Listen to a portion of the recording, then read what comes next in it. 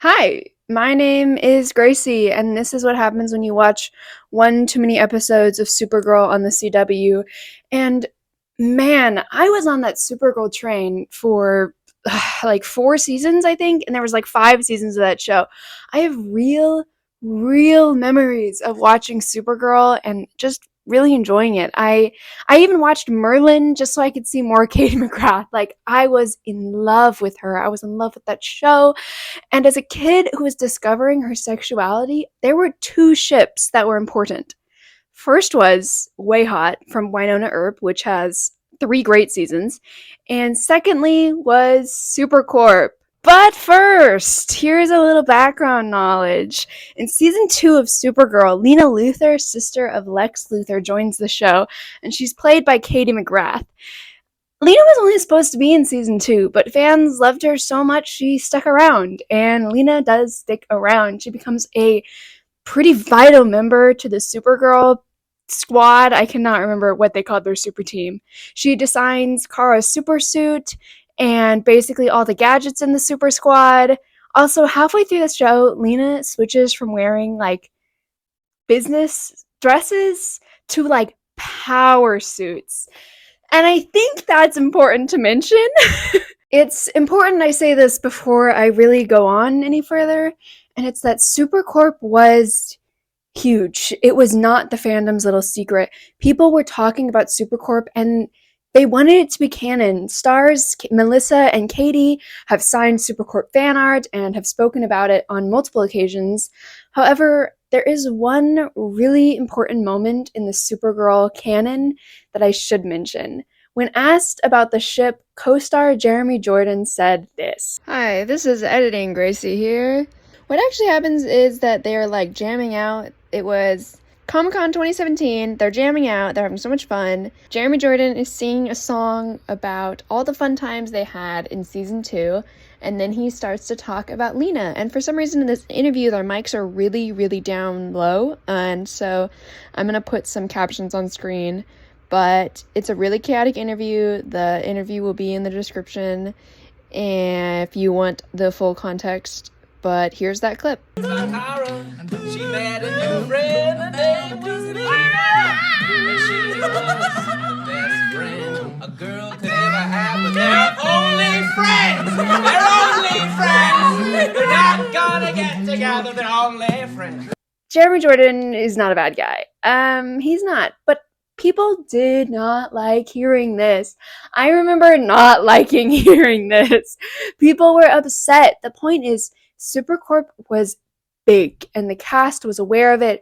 There was even a huge rumor that they were supposed to kiss in the series finale in a scene that got cut, and then there was like allegedly the script got leaked and they were supposed to kiss, and then that ended up being fake and they were never supposed to kiss, and now there's just this photoshopped photo of them from the season finale kissing. And I don't know who started that rumor, but this is not important. The important part is Supercorp could have been real. They could have made it real. At any point, it could have become canon. But the show chose to queer bait fans for years. I guess I do have something to say on queer baiting. The CW does have shows with good queer representation. It has lesbian, gay, bisexual characters. It has trans and non-binary representation. And Supergirl did have queer representation. Supergirl's sister Alex comes out as a lesbian in the second or third season, and they gave her a really bad haircut. And then she dates a really great woman named Maggie. And the thing about Maggie is that she and Alex break up in the most heartless way possible. There was no reason for them to break up like this at all. They could have been like, Maggie just got a job in another town and just has to leave, and Alex can't come with her because she needs to stay in Metropolis to fight crime. That would have been fine. You know what it was? What they did is that Alex wanted children and Maggie didn't, which is a normal thing. It happens all the time. But the plot point of Alex wanting children never is important. It is never important. I think it comes up one more time in the entire show. I remember being so angry about this, so genuinely upset about that. I I did not start this video to complain about Alex. That was not the point of the video. The point of the video was that Supergirl did have queer representation. And I think Supergirl isn't gay because she is the main character. It's okay for a side character to be queer, but the main character, oh no, we could never do that. Audiences can't relate to a queer main character. Fuck you, CW. Oh my god. I am now going to talk about CW shows that make me happy because I don't want to be angry anymore, and I'm really angry right now. Oh my gosh.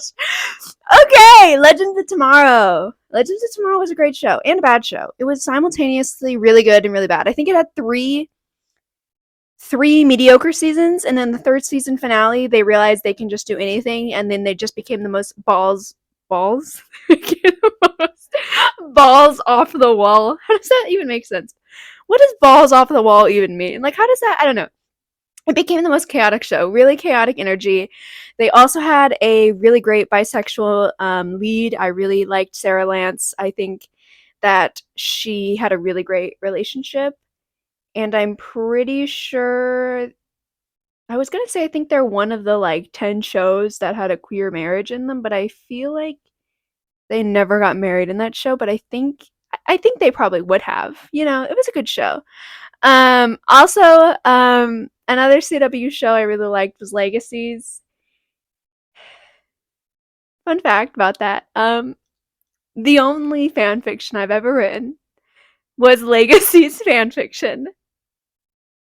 So, you know, that was fun. They had some really good seasons. The first two seasons of that show are genuinely really, really, really good. Danielle Rose Russell acted her little heart out. Lots of queer characters in that show also. Some of the relationships I did like more than others. The main character, whose name is Hope, I think. I don't know. I did not watch the last season of that show. Hope kind of has like main character syndrome where just everyone's attracted to her from like no matter what gender they are. But like when I was younger, I was attracted to Danielle. So, yeah.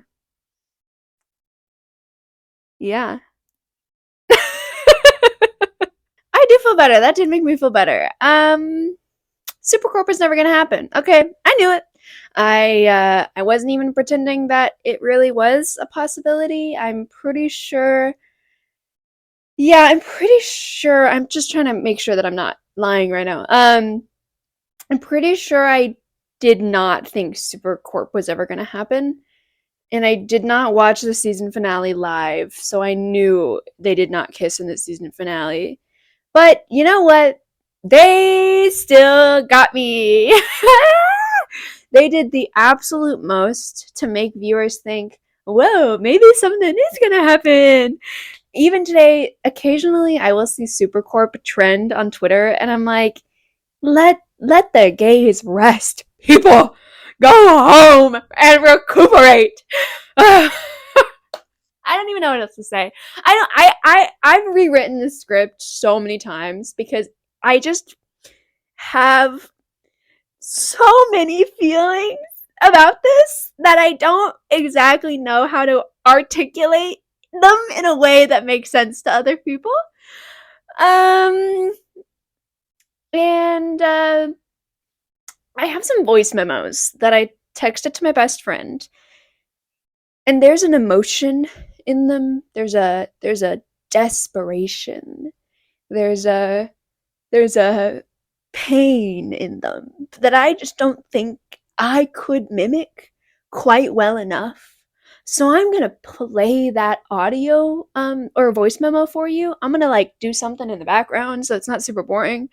And I apologize in advance for what you're about to hear. Um Good luck. I just remembered when in Supergirl they did the 100th episode And the plot of the 100th episode is that Mixospitalik, which is like a being from another dimension, came and took Kara, who was Supergirl, out of her reality and basically saw her, or she got to watch a bunch of VHS tapes of her making different choices and how that would have ended up. And the reason for the episode is because the episode before that, Lena was really angry at her. And so Kara watched all these movies and watched how her relationship with Lena could have gone right and could have gone wrong. And that was their 100th episode. It was Kara watching fan fiction about her and Lena.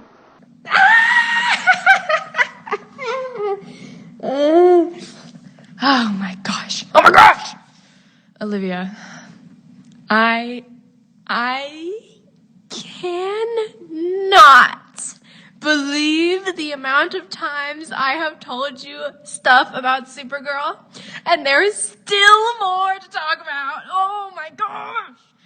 I hope you're not wearing headphones. This is so loud. I just saw a tweet of season 4 when they do the plot line of what if Superman landed in Russia instead of America, and they call Kara Red Daughter, and so Red Daughter is fuck. She is so cute. She is so cute. She's so stupid. And she gets like one episode where she goes and lives as Kara's life. So Red Daughter just like pretends to be Kara and is like, I cannot wait until this is a fucking French accent, but whatever, I can't do Russian today. I would like to pretend to be Kara, and they'd be fucking, it's French, I don't even care. I'm going to pretend to be Kara, and I'm going to meet all of our friends and have a nice time at her house. And so she goes and she is and just pretends to be Kara, and she has a scene in the elevator with Lena, and Lena stands there and it's like cool, calm, and collected, and Red Daughter's like, oh my god, this is the hottest woman I've ever seen in my entire life. No, it's fucking Russian, whatever. This is the hottest woman I've ever seen in my entire life, and I don't think I understand how to solve my fucking emotions. And then